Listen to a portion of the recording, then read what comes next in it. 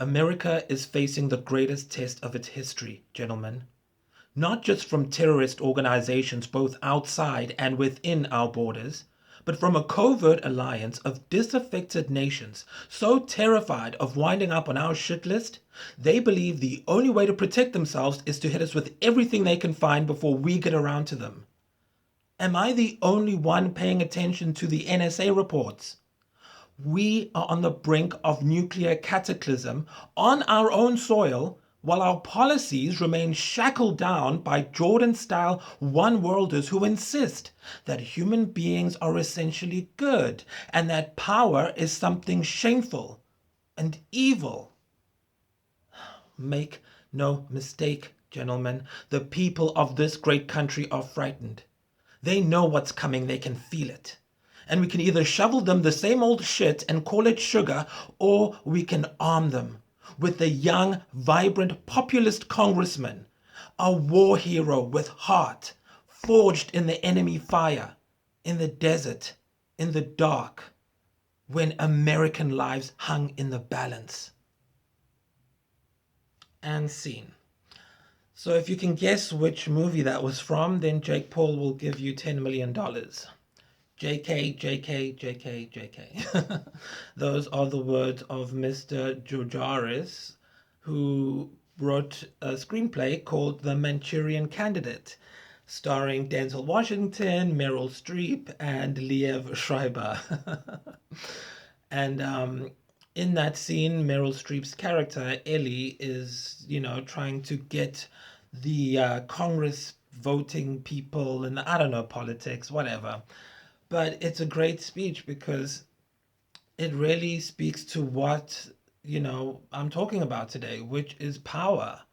And in that speech, she's basically saying, why is power this taboo thing? Why are we all pretending that human beings are like meant to be holding hands, singing kumbaya together, when in reality, the society we live in is all about getting power? Whether you're a company, an organization, or a government body, or if you're just an individual person, it's all about power. And now we have different thoughts about this as people and as groups. And as a researcher, obviously, I have to know who I'm talking to. And so my audience's basic feelings to the question of power are a huge component of what I do and what I'm doing here. Again, it's not about me. I just do the research and then I make the stuff and I say, here you go. And so, in looking at my target audience, I know what their relationship to power is, but let's just look at power in general so we have a good sense of what this is all about. So, what is the word power? Power, right? Electricity is power and it runs on currency. Kind of like us. If you have enough currency, dinero, pesos, imali, money, then you've got power. And if more power, the more currency, the more power, the lower your currency, the less power you have. But still, it's ultimately about power. And I don't care what side of the podium or whatever they call it you're on, power is power. So there are some people who think that organizations, corporations, companies, governments having too much power or being power hungry is a bad thing. And then there are people who believe that individual sovereign citizens having power is a crazy, ridiculous thing. It doesn't matter. The What I'm telling you is power is power. It doesn't matter who has it, why they want it, it's power. It doesn't judge, it doesn't discriminate, it's just power. And what does power do? It makes things move. It generates heat. It gives you light, right? We all know the all-seeing eye with the light shining out from it. That symbol is of power and it's on some currency in the world. And it's also in some Illuminati weirdness or whatever that's all about. I don't know. I only know what I research. So, when you have abuse or terms like abuses of power, that's kind of tautological. It's tautology. Tautology, where you're basically explaining the same thing with in another. It's just the same thing. It's like saying red blood. All blood is red, so you don't need to say red blood. You can just say blood. All power is abuse, so you don't have to say abuse of power. That's just power. And now, this is particularly important because what I do here is I give you education wrapped up in entertainment. Why? To empower you.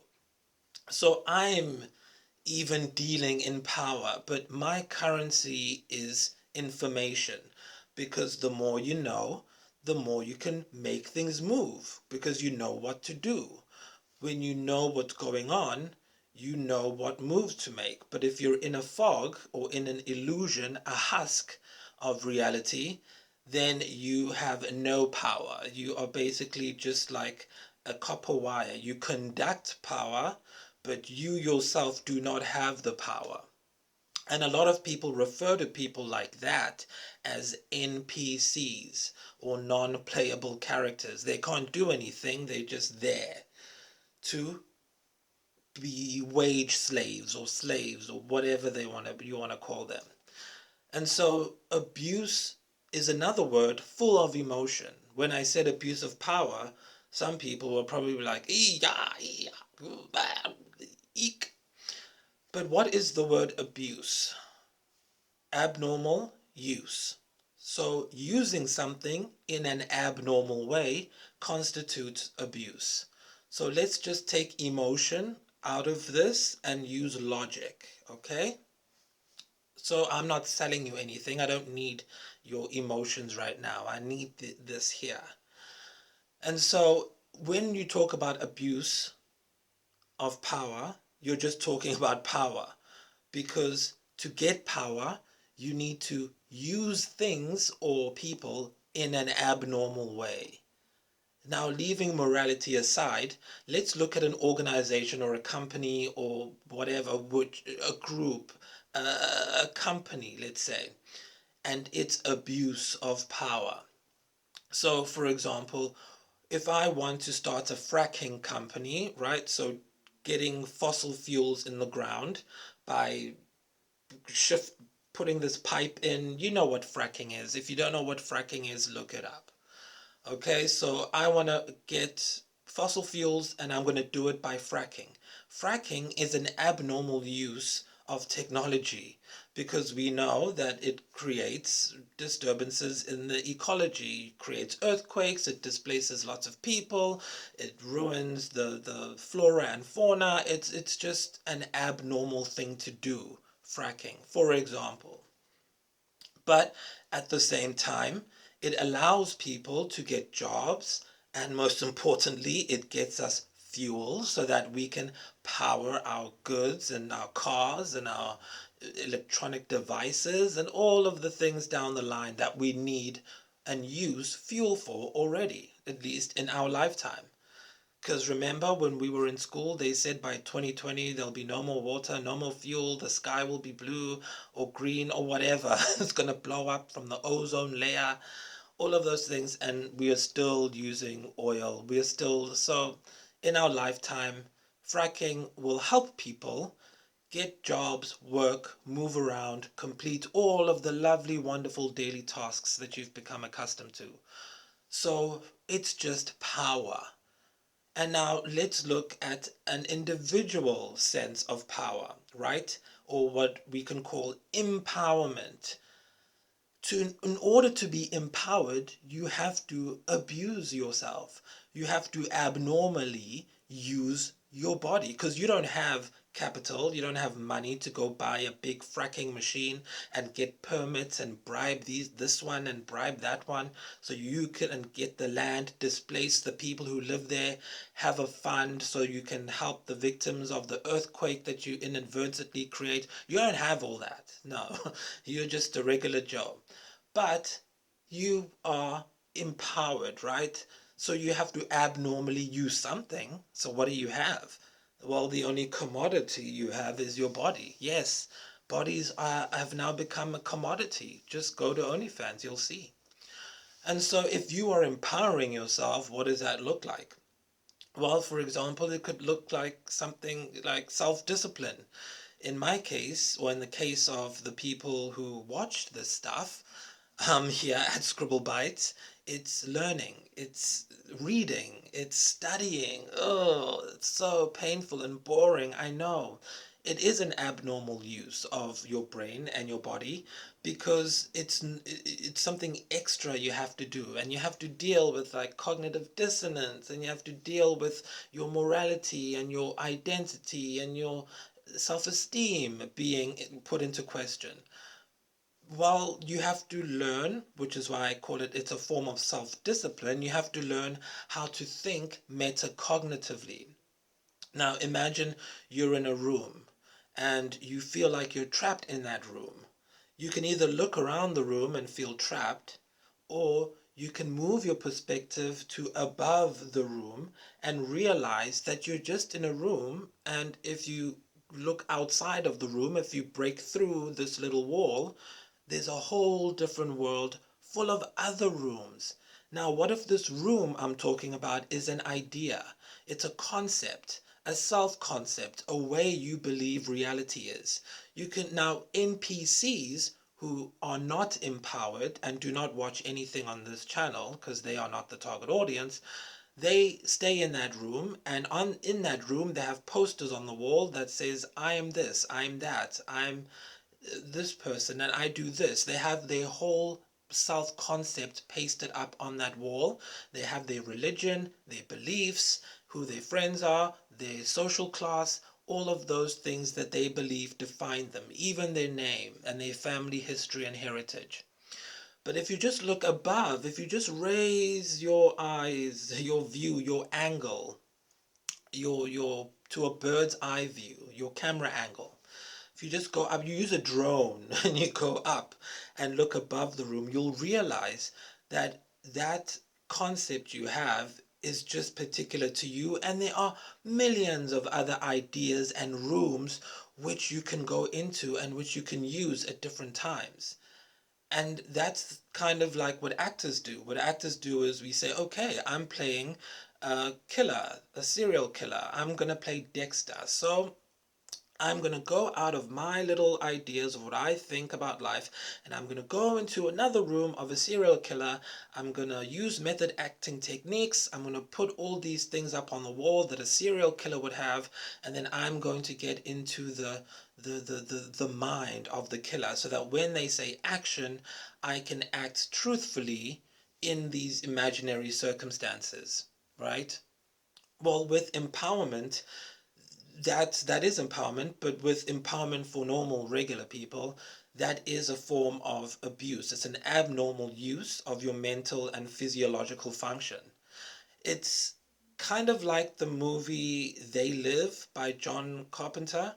You see how when the people are sitting on the couch in that like hobo village, you can't say hobo, it's unhoused, in the unhoused village where people are watching TV, funny and amazing statement that even people at the lowest end of the social classes are consuming entertainment, and they hack the good guys, they hack the broadcast, and the people watching start feeling sick, and they start getting headaches when the guy's telling them the truth of the reality, right? Remember that scene.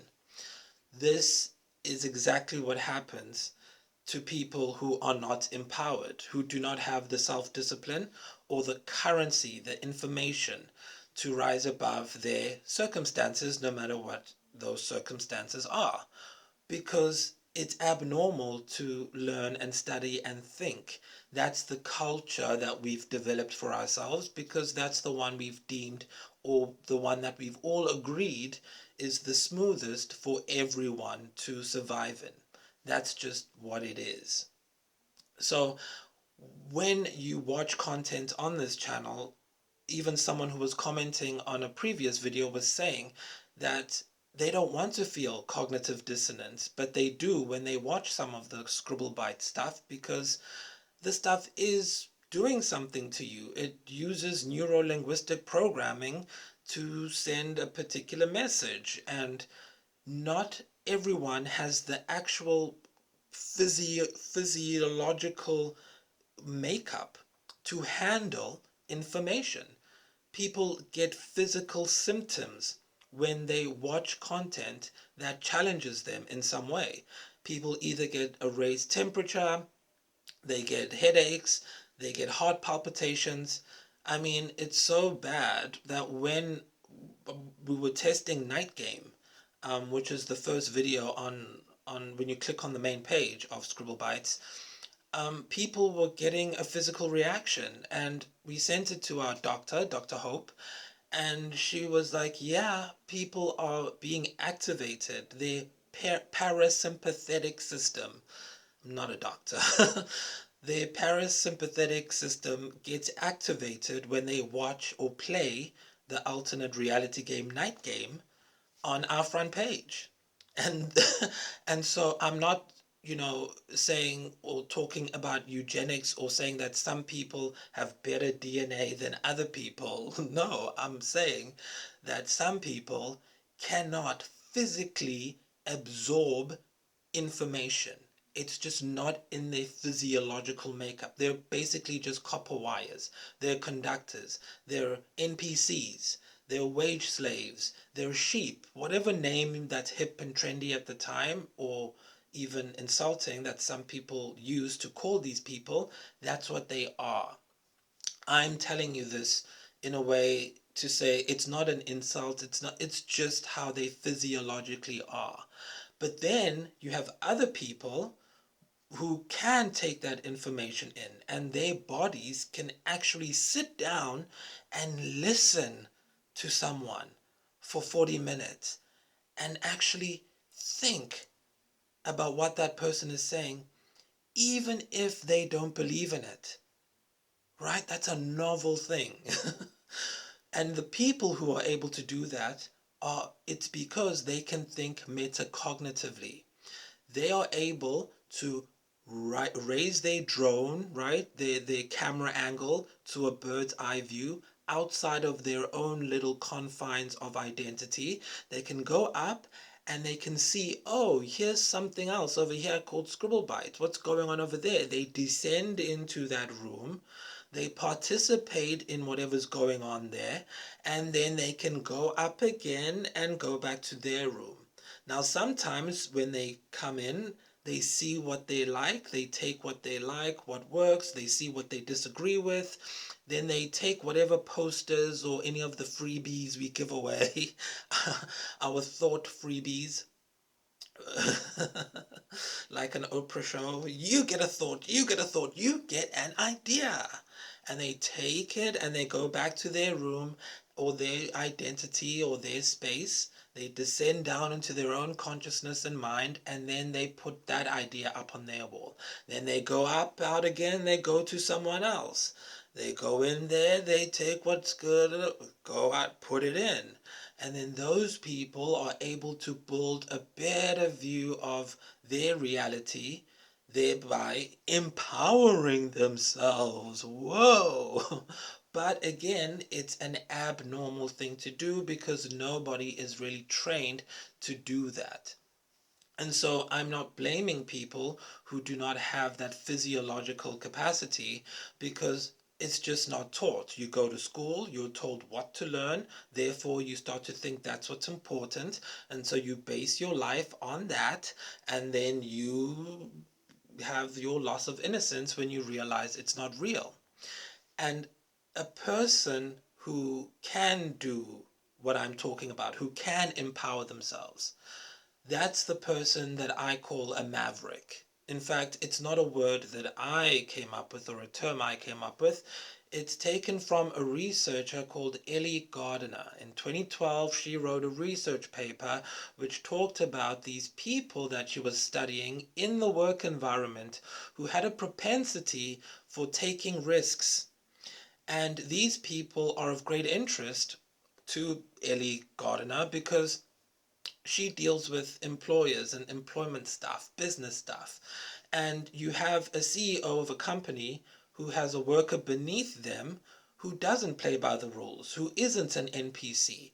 And so the CEOs of these companies need to figure out how to deal or manage mavericks in the workplace, because a maverick will get their work done, just not in the way you tell them to do it.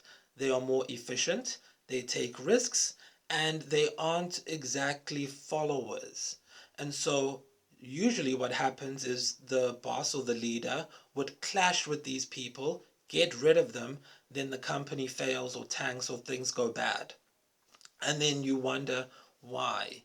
Well, it's because mavericks work differently and absorb information differently to regular copper wire people, or sheep as you call them. And so when I was doing my research, I thought, well, these are the people, mavericks, that I want to talk to, because they actually have the capacity, the physical capacity to understand and to be empowered. Whereas other people are just good at taking information or reality or life for granted. The sky is blue because the sky is blue. You buy this because you buy this. You go here because you go here. On Saturdays you do barbecues or braais because that's what you do. You drink when you feel sad. All of those cliche things. Um, that we normally call the general market, right? The general demographic. Um, that's not what we do here. Here, we deal with mavericks only. So, if you've made it this far and you don't feel sick, you don't feel tension, you're actually paying attention, then well done. You're a maverick. Your brain works, and so does your body. Now, with empowerment, what is the abuse effect of empowerment? Empowerment comes with three things, and I call them the loss of innocence. And you will have three loss of innocence if you're a maverick and you're here. Now, you might have had all three already. You might had two and you're going to have one. You might have had one and you've got two coming up, depending on where you are on the spectrum. And so what are these three loss of innocence? The first one is when you're a teenager and you realize that your family is a lie. I'm not gonna wrap that up in cotton. I'm just gonna tell you straight, pow pow. So you realize your family is a lie because you see that when you're a teenager, you start to see that the family dynamics and the rules that you were taught are not true, something as complex as that, or you could be something as simple as Santa Claus or the Tooth Fairy. Now, I know you realize that at a younger age, but by the time you're a teenager, it all compounds to rebellion, because you go, well, why are they trying to make reality seem like it's all rainbows and fairy tales with Father Christmas and tooth fairies and marriage and love and whatever, especially people who then see their parents getting divorced or see, who their parents really are and some of the shady things that they might do or hypocritical things that they might do. That's just a normal fact of life. It's teenage rebellion. The term teenager was coined in the 50s after that movie, Rebel Without a Cause. Not necessarily, but that's how we remember it in history. Fine. James Dean. Then you have your second loss of innocence, which is a social loss of innocence, where you go to the real world, you go work, you go to companies, you go to school, and you realize that everything you learned in high school and before was a lie. The way the world works is it's about power. It's about who you know and what they can do for you. So it's not about being the best candidate for the job. It's about being the person who fits the criteria, which you don't even know, are for the job. Now, this could be equity employment criteria, it could be nepotism, it could be favoritism, it could be bribery and corruption, payola.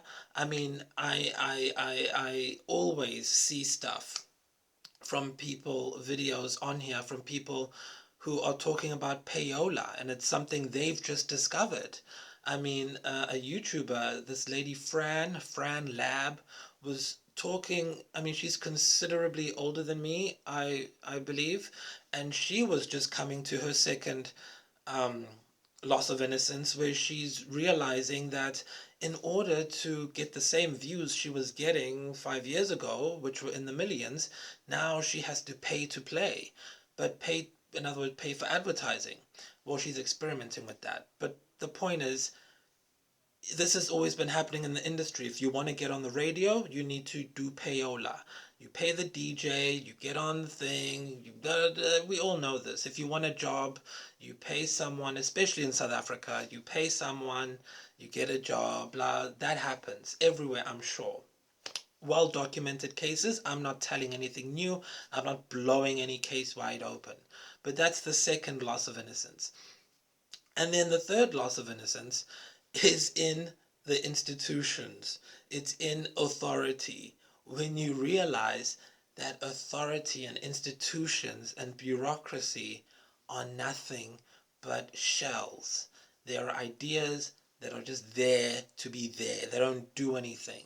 What am I talking about? So let's talk about whistleblowers, because that's quite relevant to the country I'm in. So, for example, we have these institutions in the country which say you should be a whistleblower if you see something going wrong. You should speak about it. You know, if you see corruption happening, you should talk about it. You should tell someone. We need you to participate so that you can end corruption. And then when you do, no one helps you. No one gets back to you, at the very least. And at the most, you get rolled. You wind up on the 6 o'clock news because they found you off the edge of a cliff. Okay, that's all. So the third loss of innocence is when you realize that there is no authority to protect you, because it only protects power. All those bodies that are anti-corruption, anti-this, are there to protect the people in power. It's kind of like the HR department in your company. HR is not there for you. You're a resource. You're a human resource to the company. You're a copper wire, and they decide how much voltage to zap through you for how little pay they want. And they are there to just manage your interaction as a thing, as a capital resource, with the power structure, which is the company. And I always feel sad for the people who go to HR with a problem and they pour their hearts out and they think, oh, I'm going to be saved. And then they end up rolled because the HR just goes back to the boss and says, hey, we got a problem here, which is going to threaten our organization, which will not allow us to give all these people jobs. This person telling the truth is going to ruin our reputation and ruin our company, and the shareholders lose stock, and then we won't be able to provide goods and services for the people. So we have to roll this one individual. And that's the third loss of innocence. Now, with each of these loss of innocences, there are consequences to people who do not empower themselves. So this is often seen in teenagers who just rebel. They go wild, they go crazy, they end up at rocking the daisies with panties on their head. Or they conform, which means they kill a part of themselves, they shut it down, shut it off, and they become a copper wire, a zombie. They become more copperfied. Second phase, or you get, well, I'll talk to what mavericks do, but I'm just saying the normal people that don't watch the show, don't watch the sheep. Yeah, either they rebel or they conform and kill their emotions. They become zombies. As a teenager, drop out of school, go live in the forest. They don't care about anything. They become Ted Kaczynski for all we know. Fine. Then, well, Ted Kaczynski, that's coming. Then you get the sick, they go live in vans, you know, the van life people. No, I'm kidding. So you have the second people, right, who lose faith in society. That's the second loss of innocence. So the people who go into the real world, they realize that, hey, you have to sleep with someone to get a job. I mean, that's a thing. And it's not a Hollywood thing, it's a world thing. We've all been there, okay, in that situation. Everybody, man and woman, we've all been there. Let's just be frank. And either you do it, you sleep with someone to get the promotion, which again means you kill another part of yourself. Gone. Because that's your emotional center. You shut that down because now you're becoming a robot. You're doing something very intimate, to get ahead, right? And so you can't be a normal person after that. You're never going to have a good relationship with anyone. Your marriages will fail. The data's there. We don't need to get into that. So some people do that and they shut down.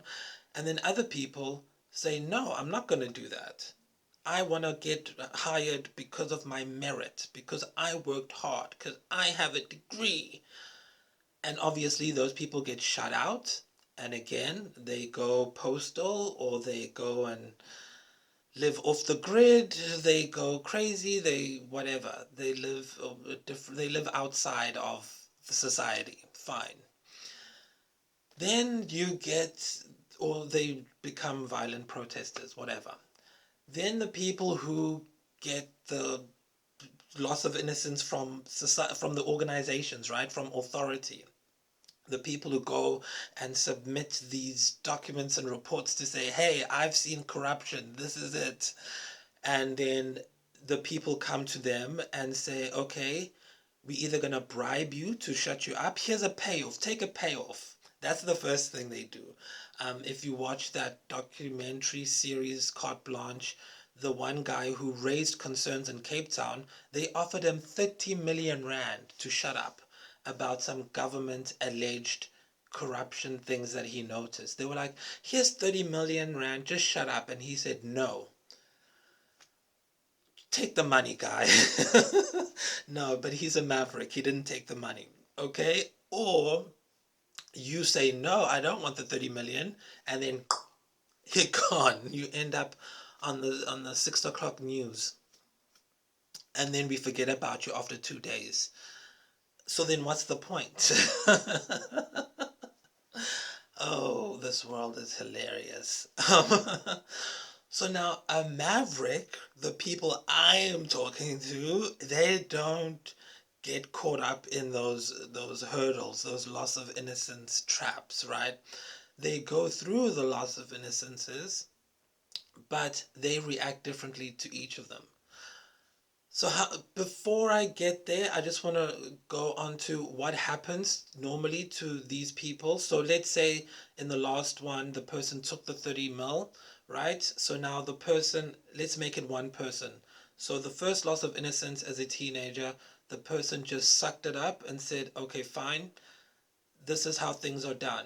I have parents, my dad cheats on the mom, and my mom stays with my dad after cheating. That's how it's done. That's life. Men cheat, get over it. That's life. Whatever coping mechanism you have. Sigmund Freud has a list of coping mechanisms. You will use one of those to cope throughout life. Denial, compensation, whatever. Go look them up. So you did again, because now you're in denial, let's say. Part two, you go to work. They tell you, sleep with the boss, you get the job. You justify to yourself why you need to do that to get the job. You call it an abuse of power. And so you sleep with the boss, you get the job. And now you shut down again. Third one, you see corruption happening. You don't speak up about it in a company or in an organization. You go to the police. The police contact the other people, and you get threatened for your life. Then you shut down again in fear, and you never do it again. You get a phone call and then you back away. You play your part like a copper wire NPC sheep, right? Then when you get to about 40 or 50, you have a midlife crisis, which is a nice way of saying a nervous breakdown. And then you start acting up because you realize, wait a minute, why did I lose myself or shut myself down? Because you can't really keep things repressed forever. Whatever's repressed always comes out as behavior, right? Weird behavior. And so you start acting like a teenager. You buy red sports cars, you go and sleep with 50 people, you dye your hair red or blue or whatever. And so you start acting mad, you blow up your life, you start cheating, you do something called limerence, or you have limerence, which is a whole other video, a whole other show. And then people are like, oh yeah, that's normal. Like we've normalized midlife crises. And so that's all sheep people. You don't come here. Okay? This is for mavericks. Now a maverick, they are different. And just in a population size, it's 1 in 10 of people on average are mavericks, right? So a maverick, when they discover all of these things, when they go through a loss of innocence, for them, it's not a black or white issue of either I do it and get the reward, or I don't do it and I suffer and don't get the reward. There is a higher path, a third path, a path that is raised, that is above. And that's the path of how does this work for me? And in order to do that, you have to accept that this is the norm, this is power. How do I channel the power for me? And to do that, you have to take a risk. And that's why in the research by Ellie Gardner, it names mavericks as being high risk in people with the languages, people with the propensity for high risk behavior. Why is it a risk? What is a risk? A risk is behavior which deviates from the norm because you're gambling on yourself, not on a tried and true tested method, which is either to conform and shut yourself down and lose who you are so you can go crazy when you have a midlife crisis, or to rage against the machine and end up rolled or on the streets because no one wants to work with you. The maverick takes a risk and takes a different path. Now, what is that path? I cannot tell you exactly what that path is. One, because half of it is proprietary information that I spend years researching. But secondly, because, it is different for every person. But there are a certain group of characteristics that characterizes those choices. But how those choices are done are different. It's like mixing different paint colors and you come out with a different thing every time. So, for example, someone might see corruption going on, but instead of, you know, joining it and thinking this is how life is, so I'm just going to be a part of it too. Or instead of saying, nope, I'm going to speak out against this, I'm going to take this to Congress and put a stop to the corruption in the world, they'll take a different path where they say, okay, this is what's happening in this environment. How about I go out and do my own thing in the same environment? But in my thing, I'm going to do it my way. A great example of mavericks that you can relate to in a work environment or work situation or industry is something as simple as real estate agents. Yes, real estate agents are contracted to companies, but essentially they're independent contractors. So they set their own work hours. They don't have to have someone telling them, go to the toilet now, come back from the toilet, answer the phone. Why aren't you answering the phone?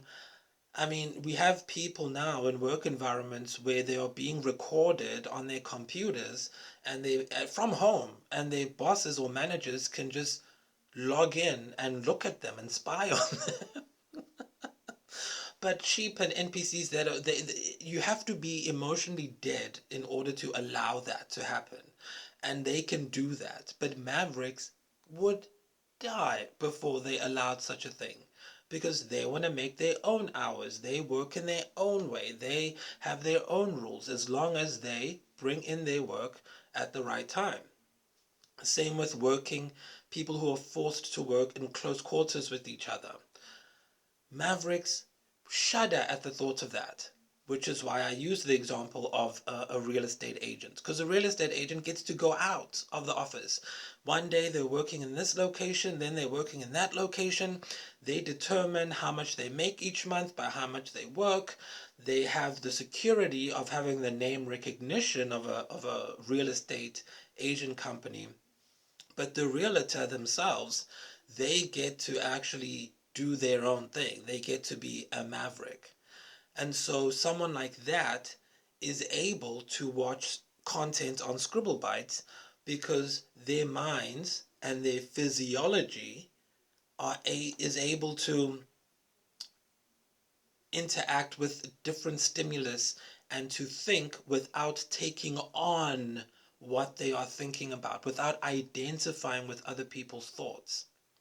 And so that's where we need to understand what power is and what power dynamics are, instead of falling into the trap that NPCs or sheep or copper wires fall into, which is dividing power into power and then abuse of power, and then saying that some people are power hungry and that's a bad thing, or some people are powerless and we need to use our power to give them power, which is also stupid. You cannot give people power.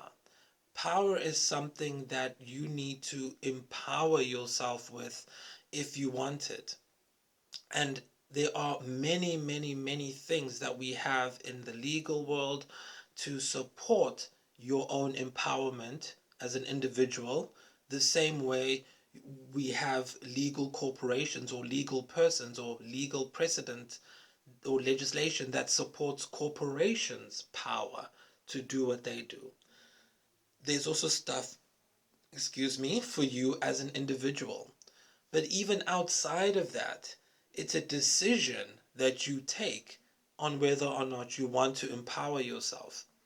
And if you do, it's going to be painful because that real estate agent, that realtor, they don't know if they're going to sell any houses that month. That independent contractor, they don't know if they're going to make a profit, if they're going to be able to keep their lights on. But it's so important to them to be a maverick that they would rather take that risk of not knowing what's going to happen so that they can live their own life. And then people would say, well, why would they do that? Are they just like these thrill seekers or whatever? No, it's because they don't suffer from the one thing that all the sheep suffer from, and that's fear of failure. In fact, the word failure doesn't exist in a maverick vocabulary because no matter what happens at that end of the month time when they see if they made any money or not, they have gained information. It's like Oprah says, the only thing with failure is that don't do it like that again. That's how mavericks see failure. It's like, oh, okay, I did that. It didn't work. It didn't produce the results I wanted. So I'm not going to do that again. Then they zoom out, drone out, and they go somewhere else and try a different idea. And then they take what works there and they say, oh, okay, if I do this, this improves this. So let me take that. But then something else doesn't work. So then they learn by going through things. And in order to go through things, you need to take a risk because you are getting information that's new to you. Now, a common argument that NPCs or sheep will say is, well, why do that? I mean, there are millions of people who've done the main thing forever and ever and ever. So why don't we just take their information and their knowledge and do the same thing over and over? This religion has done this for 2,000 years. So even now in 2023, we're going to do the same thing again and again because our parents and their parents did it. A maverick doesn't do that. They cannot do such a thing because you don't know why those things were done back then.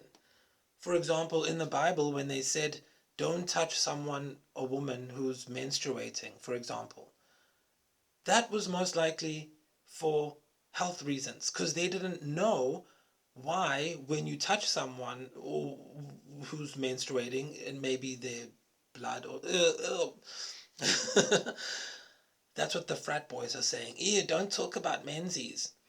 But people were probably touching and eating and they didn't know. Like imagine someone, the first person who ever took a shit didn't know that what was coming out was the thing they'd eaten.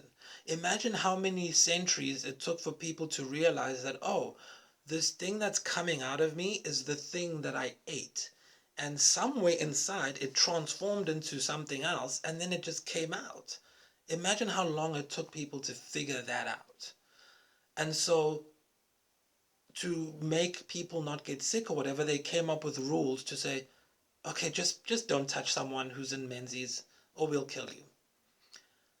But now we know stuff. We have science. So we don't need those kind of things, right? And there's many other things, especially in religion, that we don't need anymore. But of course, it's the word of God, right? So those people who say stuff like that we need to stick to this, it's the word of God, they are still stuck in that third loss of innocence where they don't want to let go of the idea that it's just a book written by people. They can't even admit that. Because if they admit it's a book written by people, A, they are denying that man, who is fallible, has their hand in the Word of God. And B, they're admitting to channeling. Because if man wrote it, then it's like saying, oh, well, then how did he get it? Oh, he channeled it. And channeling is evil in certain practices, religious practices. So there's scramped if they do, there's spramped if they don't.